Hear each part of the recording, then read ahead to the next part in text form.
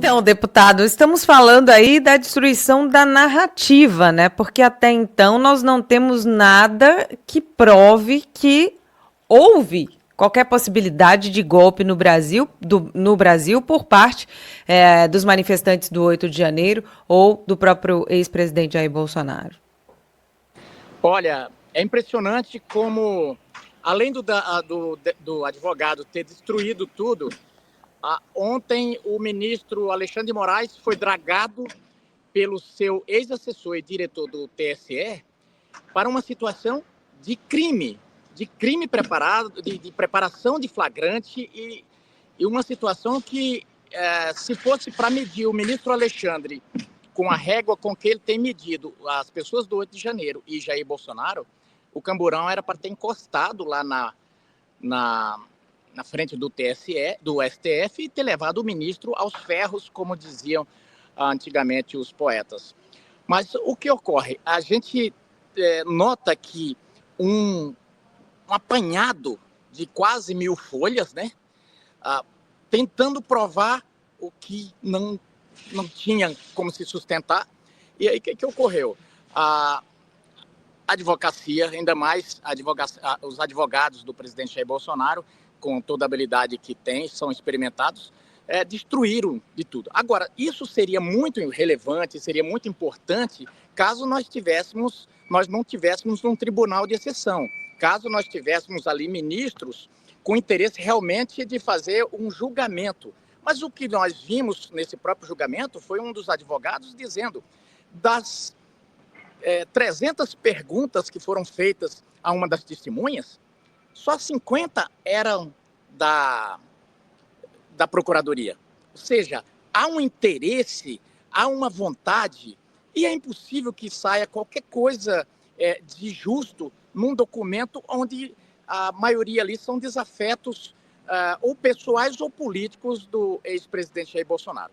É uma quadra difícil da vida brasileira, porque não se trata só desse julgamento, trata-se também de milhares de pessoas aí que estão envolvidas nisso e que são julgadas por alguém que, segundo o PT, deu um golpe, esse sim deu um golpe perfeito, porque o PT diz que até hoje houve um golpe contra Dilma. Bom, quem deu esse golpe? Um dos mentores seria Alexandre de Moraes. Eles pedem 40 anos de prisão para Jair Bolsonaro. Eu pergunto, então, quem deu um golpe perfeito está julgando alguém que possivelmente teria feito uma tentativa de golpe? Então, é incoerência, é falta de provas.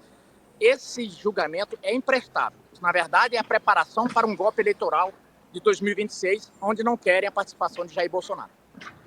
Inclusive, daqui a pouco nós vamos falar sobre essa questão do Tagliaferro, vamos falar também aí sobre o ministro, né, nessa posição de juiz ou de inquiridor, enfim, daqui a pouco nós vamos falar sobre isso, mas antes, Paulo, eu gostaria de saber de você sobre esse posicionamento da defesa, né, porque você tem ali a defesa tentando afastar o ex-presidente Jair Bolsonaro para um fato que sequer foi provado, porque uma coisa é você defender alguém de uma situação que aconteceu, que não há dúvidas de que aconteceu. Agora, como é defender alguém de algo que sequer há provas de que realmente houve uma tentativa de golpe, uma suposta tentativa de golpe? Como que é isso?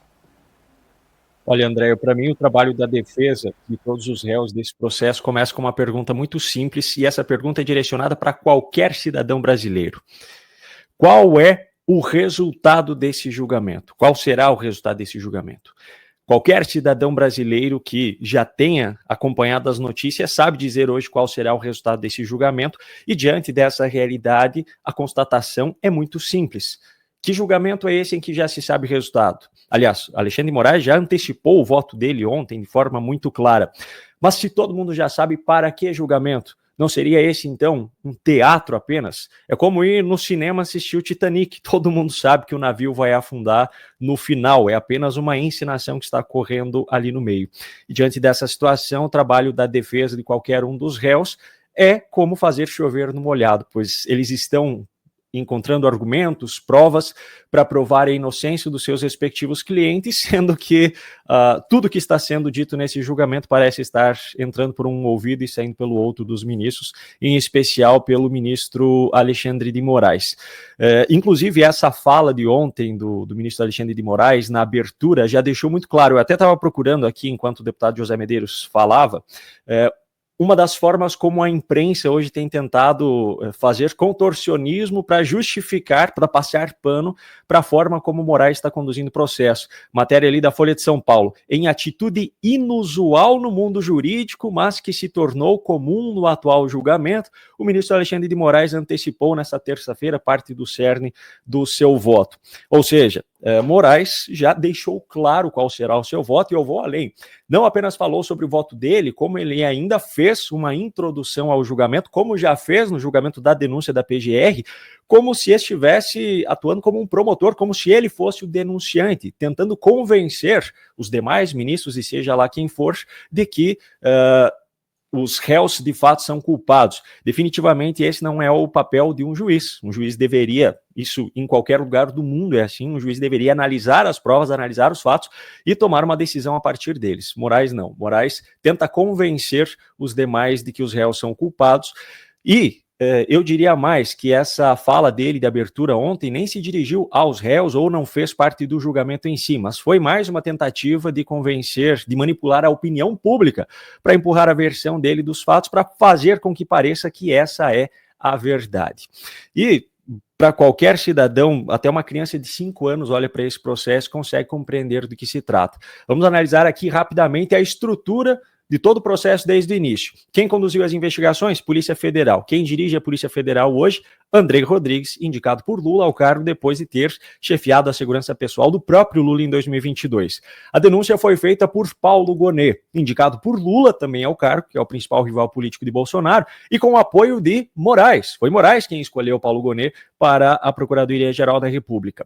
O relator do caso é o próprio Alexandre de Moraes, que é juiz, é o acusador nesse caso e a própria vítima. Ele próprio se coloca como vítima dessas supostas tentativas de assassinato, suposta tentativa de golpe e todas as suposições que constam nesse processo. E ainda por cima, dos 5 ministros que estão fazendo esse julgamento, 4 foram indicados pelo próprio PT, que é o partido principal rival de Bolsonaro e dos outros réus, e o outro é Alexandre de Moraes. Eu quero saber como é que os historiadores vão conseguir fazer malabarismo no futuro para relatar isso nos livros de história, para ensinar as crianças no futuro, para que eles consigam fazer com que tudo isso daqui pareça normal, com que tudo isso daqui pareça que foi um processo íntegro e imparcial desde o início.